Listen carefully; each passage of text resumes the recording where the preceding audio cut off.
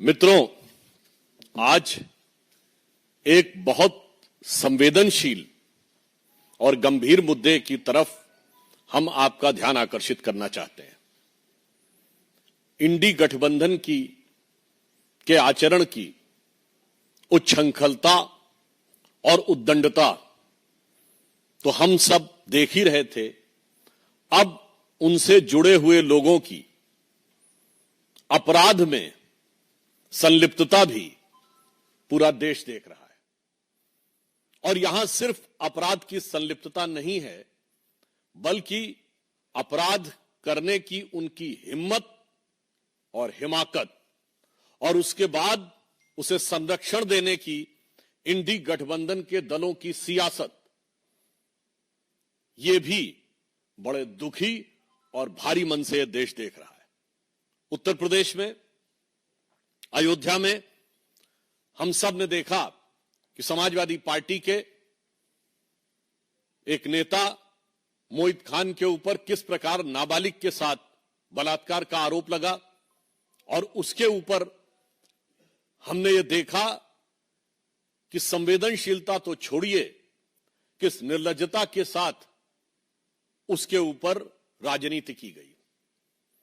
उसके बाद आपने देखा कि कन्नौज में एक बार फिर समाजवादी पार्टी से जुड़े हुए नेता के ऊपर पुनः एक बार नाबालिग लड़की के साथ ही बलात्कार और बलात्कार के प्रयास का इतना गंभीर आरोप लगा है। विषय अपराध एक तरफ है, परंतु अपराध के प्रति संवेदनहीनता उससे ज्यादा बड़ा गंभीर विषय है।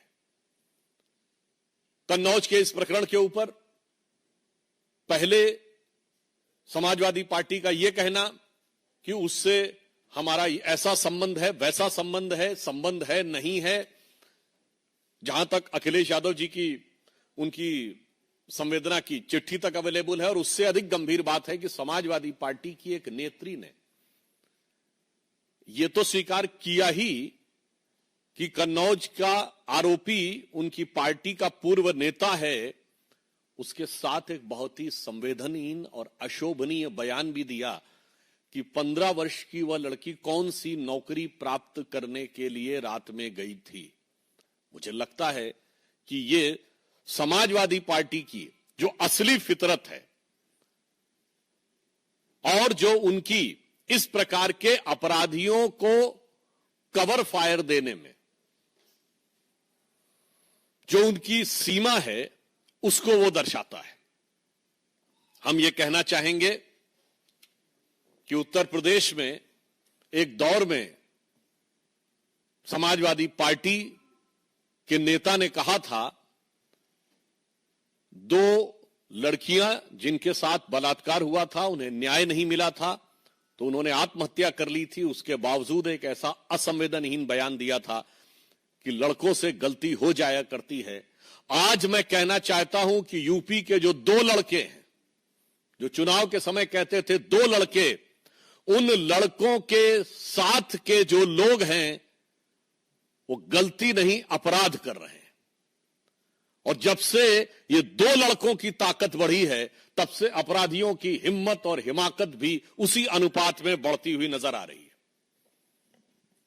दुख की बात यह है कि इस प्रकार के विषय पर, जहां नाबालिग बच्चियों के साथ इस प्रकार के दुष्कर्म का आरोप हो, वहां पर ईमानदारी से, क्योंकि हम ये मानते हैं कि अपराध और अपराधी को जात पात, पंथ, मजहब और राजनीतिक दल के तराजू पर नहीं तौलना चाहिए, उसे सिर्फ अपराधी देखना चाहिए। परंतु उसके बावजूद बजाय संवेदनशीलता के अनेक प्रकार की मांगे की जा रही हैं। कोई डीएनए टेस्ट की मांग कर रहा है, कोई कुछ। तो मैं बताना चाहता हूं कि समाजवादी पार्टी का तो डीएनए ही क्या है। अपराध और अपराधियों का सहज साथ, ये पूरे उत्तर प्रदेश को पता है कि अपराधियों के हौसले सबसे ज्यादा बुलंद समाजवादी पार्टी के शासनकाल में होते थे। और समाजवादी पार्टी का असली डीएनए में समाजवादी पार्टी के ही बहुत पुराने समाजवादी नेता हुए और शायर हुए अदम गोंडवी, जिनकी की एक बड़ी प्रसिद्ध पंक्ति है, और ये मैं कैविएट लगा के बोल रहा हूं, ये उनके शब्द हैं, मेरे नहीं है। उन्होंने समाजवादी पार्टी में आए हुए आपराधिक तत्वों के हौसले बुलंद होने पर दुखी होकर लिखा था कि ये समाजवादी आंदोलन कहां पहुंच गया। उन्होंने ये लिखा था कि काजू भुना है प्लेट में और विस्की गिलास में, उतरा है रामराज यूं विधायक निवास में। और आगे उनकी लाइन है, पक्के समाजवादी हैं तस्कर हो या डकैत।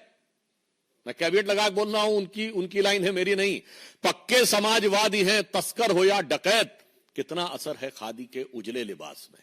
तो मुझे लगता है कि ये समाजवादी पार्टी के ही एक समाजवादी नेता के दिल का दर्द आज की समाजवादी पार्टी के असली डीएनए यानी राजनीतिक डीएनए को बताने के लिए पर्याप्त। दूसरी, उससे भी अधिक दुखद, जघन्य और दुर्दांत घटना जो कि पश्चिम बंगाल में हुई, और दुख की बात यह है कि वहां पर इससे भी अधिक विभत्स तरीके से अपराधियों को संरक्षण देने का जो प्रयास किया जा रहा है वो और भी अधिक दुख देने वाला है। जिस प्रकार से वहां प्रिंसिपल को हटाया गया और 24 घंटे के अंदर दूसरे कॉलेज में नियुक्त कर दिया गया, इससे पश्चिम बंगाल की सरकार की उन अपराधियों के प्रति किस प्रकार की संरक्षण की भावना है वो बेनकाब हो जाती है, और पश्चिम बंगाल सरकार के द्वारा हो रहे किसी भी जांच के ऊपर बहुत गहरे शक की दीवार खड़ी कर देती है। आज मैं पूछना चाहता हूं कि पश्चिम बंगाल की मुख्यमंत्री जी की इतनी ममता उस प्रिंसिपल के प्रति क्यों है, और मैं यह भी पूछना चाहता हूं कि जब मांग की जा रही है कि सीबीआई को वो जांच दे दी जाए, तो आप ये कह रही हैं कि इतने दिनों तक यदि ये ना हो सका तब सीबीआई की बात करेंगे। तो मेरा सीधा सवाल और आरोप है तृणमूल कांग्रेस की सरकार से कि इतने दिन की मोहलत किस लिए दी जा रही है। ये इतने दिन की मोहलत किस प्रकार के मैनिपुलेशन के लिए दी जा रही है क्या? क्योंकि संदेश खाली में भी हम लोग यह विषय देख चुके हैं। यदि आपका दिल ईमानदारी से इस विषय पर जांच कराना चाहता है तो देश की सर्वोच्च जांच एजेंसी को त्वरित जांच क्यों नहीं स्थानांतरित की जा रही है? Why immediately the investigation is not been transferred to the highest investigative agency of the country? अब मेरा तीसरा सवाल कांग्रेस पार्टी से है। ये इंडी गठबंधन के सभी लोग जिस ढंग से एक दूसरे से मिले हुए हैं, कहां गई प्रियंका गांधी जी जो कहती थी लड़की हूं लड़ सकती हूं? उनके होठ सिले हुए हैं अयोध्या कन्नौज से लेकर कोलकाता तक। राहुल गांधी जी जो कहते थे कि मोहब्बत की दुकान, तो मुझे लग रहा है कि उनकी दुकान में, उनकी उस सियासी दुकान में मोहब्बत अपराधियों के लिए है, मोहब्बत आतंक के आरोपियों के लिए है, मोहब्बत भ्रष्टाचारियों के लिए है, मोहब्बत दंगाइयों के लिए है और मोहब्बत बलात्कारियों के लिए है।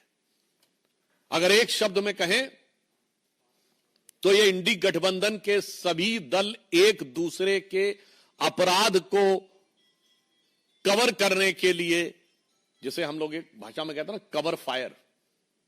सो these parties are providing a crime cover to mutual criminal elements, यानी एक दूसरे के आपराधिक तत्वों को एक प्रकार का पॉलिटिकल क्राइम कवर देने का प्रयास कर रहे हैं।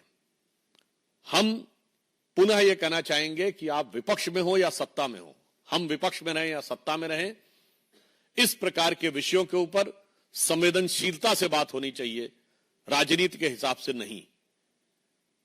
और इस तरह के विषय के ऊपर दलगत भावना से ऊपर उठकर विचार किया जाना चाहिए और अपराधियों को किसी भी प्रकार का संरक्षण, उनका मनोबल बढ़ाने का प्रयास अथवा उन्हें मोहलत देने का प्रयास नहीं करना चाहिए। धन्यवाद। प्रश्न सादर आमंत्रित हैं संजय शर्मा।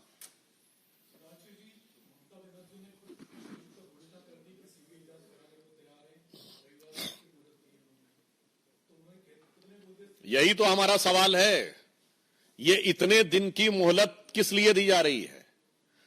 जिस ढंग का आचरण रहा है कि आपने प्रिंसिपल को वहां से हटाया और इमीडिएटली दूसरी जगह बनाया, तो उससे तो शक होता है कि ये मोहलत किसी मैनिपुलेशन को ध्यान में रखकर तो नहीं दी जा रही है। और कोई प्रश्न? ठाकुर रविंद्र सिंह, रुक जाइए भाई साहब। ठाकुर रविंद्र सिंह, जी न्यूज। ये विषय के ऊपर पहले पूछ लें। रविकांत राय, टाइम्स नव भारत।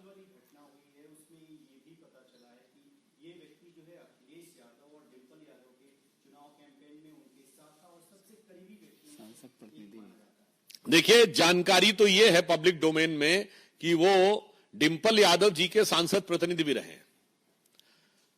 उनके परिवार में संभवतः किसी शोक के अवसर के ऊपर अखिलेश यादव जी का बाकायदा संवेदना का लिखित पत्र भी है। तो मानी हुई बात है, उनकी पार्टी से संबंधित रहे होंगे तभी कोई पत्र लिखे, या फिर समाज का कोई बहुत प्रतिष्ठित व्यक्ति हो। तो मुझे लगता है कि अब इसमें बचाव की गुंजाइश नहीं है और समाजवादी पार्टी को यह साफ समझ लेना चाहिए। और देखिए, इन दोनों में कैसी आपस में, इन सारी पार्टियों में अपराधियों के संरक्षण को लेकर मिलीभगत होती है। आप याद करिए कि मरहूम मुख्तार अंसारी समाजवादी पार्टी से जुड़े हुए थे, और जब पंजाब में कांग्रेस की सरकार थी तो कहते थे मैं पंजाब की जेल में रहना चाहता हूं, यूपी की जेल में नहीं। यानी पंजाब सरकार के दामने रहमत में वो अपने को महसूस करते थे। तो इससे समझ में आता है कि अपराधियों को लेकर इन दोनों दलों के बीच में, कांग्रेस और सपा, इन दोनों लड़कों के बीच में कैसी दुरभिसंधि है। ठाकुर साहब,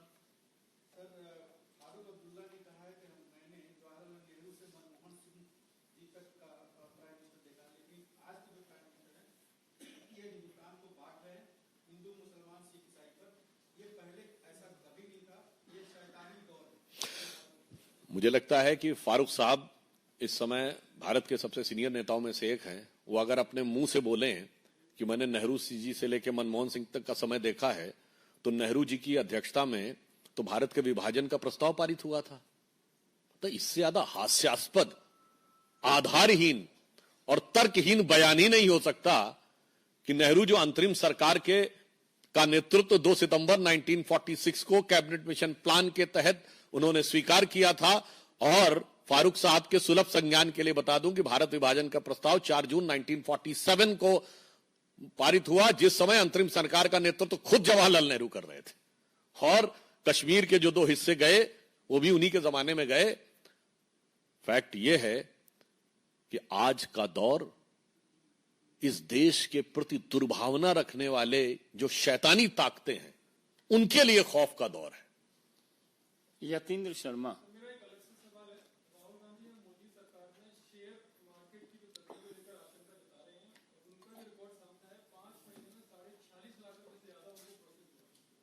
मोहब्बत की दुकान में 16 साल है। देखिए, मोहब्बत की दुकान में मुनाफा भी हो रहा है और उसके बाद भी कोहराम भी मचाया जा रहा है। तो मैं ये कहना चाहता हूं यहां पर एक गंभीर बात, देखिए कांग्रेस ने कितने सिस्टमेटिक तरीके से भारत में अराजकता फैलाने का प्रयास किया। सबसे पहले उन्होंने आरोप किस पे लगाया था? एलआईसी पे। भारत के आम आदमी का सबसे ज्यादा पैसा इंश्योरेंस में किस में लगा है? एलआईसी। तो उन्होंने कहा एलआईसी बर्बाद हो गई। फैक्ट क्या है? एलआईसी ने पिछले तिमाही में 17,000 करोड़ का प्रॉफिट दर्ज किया, जो एलआईसी का ऑल टाइम है। दूसरा उन्होंने किस पे आरोप लगाया? State bank of India. Bharat के लोगों के सबसे ज्यादा खाते अगर किसी एक बैंक में है, भारत का सबसे बड़ा बैंक स्टेट बैंक, उन्होंने कहा स्टेट बैंक बर्बाद हो गया है। पिछली और उससे पिछली वाली तिमाही में 21,000 करोड़ रुपए का प्रॉफिट दर्ज किया है, जो एसबीआई का ऑल टाइम हाई नहीं है। भारत के सारे प्राइवेट और पब्लिक सेक्टर्स को मिला के ऑल टाइम हाई है, मतलब रिलायंस से ज्यादा प्रॉफिट एसबीआई ने दर्ज किया है। उसके बाद उन्होंने क्या कहा? एचएएल। एचएएल क्या है? भारत का सबसे बड़ा डिफेंस का पीएसयू है, और मोदी जी की सरकार में आने के बाद भारत की रक्षा क्षेत्र में आत्मनिर्भरता में सबसे आगे एचएएल है। उन्होंने कहा एचएएल बर्बाद हो गया है। ये सिर्फ 1.5 साल पहले की बातें हैं। 2023-24 एचएएल का रेवेन्यू 29,000 करोड़ रुपीस है, जो ऑल टाइम हाई है, और 80,000 करोड़ का उनका पाइपलाइन में है। उसके बाद अब सेबी के ऊपर अटैक। तो हमें साफ समझ में आता है कि भारत के हर उस आर्थिक संस्थान के ऊपर आक्रमण है जिसके की द्वारा भारत की आर्थिक शक्ति और आर्थिक संपन्नता उभर कर सामने आती है। और उसके बाद आप याद करिए, चुनाव में क्या वादा किया था कि हर परिवार की एक महिला को 1 लाख रुपए देंगे। कितने परिवार हैं? 140 करोड़ की जनसंख्या, 4.5 पर्सन पर फैमिली है, 4.5 से डिवाइड करिए, 31 करोड़ के आसपास आएगा। और अभी बजट आया, हमारा रेवेन्यू रिसीव्ड कितना है? 26,80,000 करोड़, यानी 27 लाख करोड़ से कम भारत सरकार की आमदनी है। और कहते थे 31 करोड़ परिवारों में लगभग सभी को 1-1 लाख दे देंगे, यानी 31 लाख करोड़ रुपया बांट देंगे। और बहुत से गरीब और कम शिक्षित लोगों को वो भरवाने में सफल हो गए। ये साफ बात देख लीजिए कि ये आर्थिक अराजकता फैलाने का लक्ष्य है कि नहीं। और साथ में कौन?